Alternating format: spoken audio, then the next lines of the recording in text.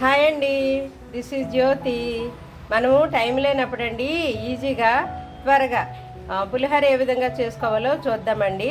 క్విక్గా అయిపోతుంది మన పులిహోర. ప్రాసెస్ చూద్దాం. ఇదిగోండి, పులిహోర కోసం నేను స్టవ్ ఆన్ చేసి కడాయి పెట్టాను. ఆయిల్ వేస్తున్నాను.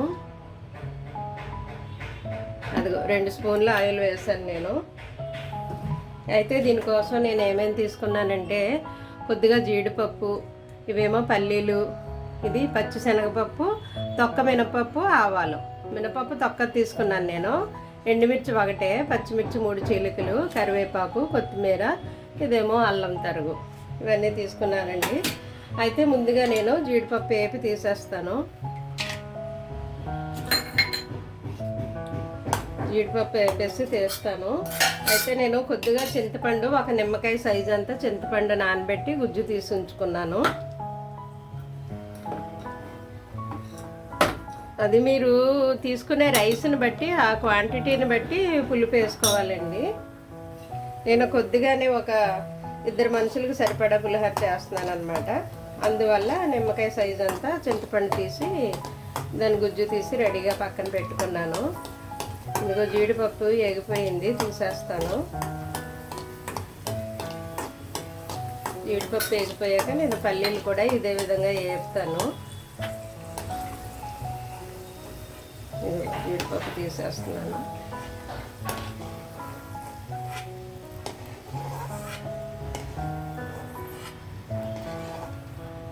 అయిపోయింది. ఇప్పుడు పల్లీలు వేపుతాను.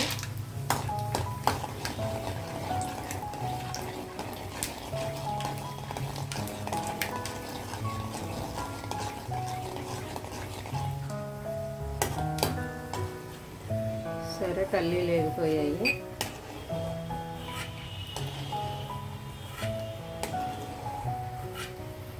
వేగిపోయిన తర్వాత నేను పచ్చిశనగపప్పు, ఇవి ఆవాలు, మినపప్పు వేసాను కదా, అవి వేపుతాను అనమాట. ఇదిగోండి, వేస్తాను. ఇది కొంచెం వేగిన తర్వాత అప్పుడు అల్లం ముక్కలే అద్దం ముందు అవి వేగాయి. ఇది అల్లం వేస్తున్నాను. అల్లం కూడా వేగింది. 2 మిర్చి వేసాను. కరివేపాకు వేసినప్పుడు చెక్కట్లు ఆడుతుంది, చూసుకోండి. సిమ్లో పెట్టాలి. సిమ్లోనే ఉంచాను. కొత్తిమీర కూడా కొంచెం వేసాను. ఇవి వేగిన తర్వాత ఇందులో పసుపు, ఉప్పు, చింతపండు యాడ్ చేద్దాం.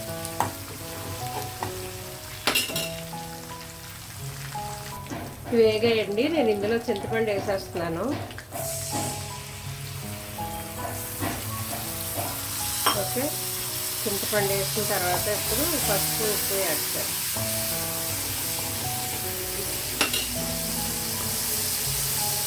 రైస్కి సరిపడా పావు టీ స్పూను పసుపు,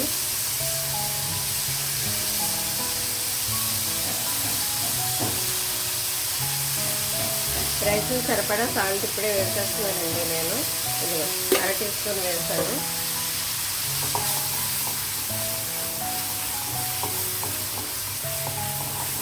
ఇవి చింతపండు కొంచెం దగ్గరికి ఎగరాలి. ఇదిగోండి, చింతపండు దగ్గరికి ఎగిరింది. ఇప్పుడు నేను ఇందులో జీడిపప్పు, ఇందాక వేపాను కదా, పల్లీలు వేసేసాను. ఇంకో కొత్తిమీర కూడా వేసేసాను. కొంచెం ఉంచాను కదా, అది వేస్తాను.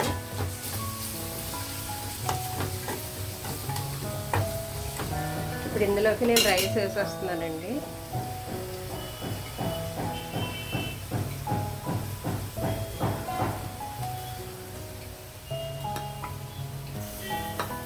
రైస్ ఇలాగ తాలింపులో వేయకపోయినా మీరు పల్లెంలో చల్లారబెట్టి కలుపుకోవచ్చు.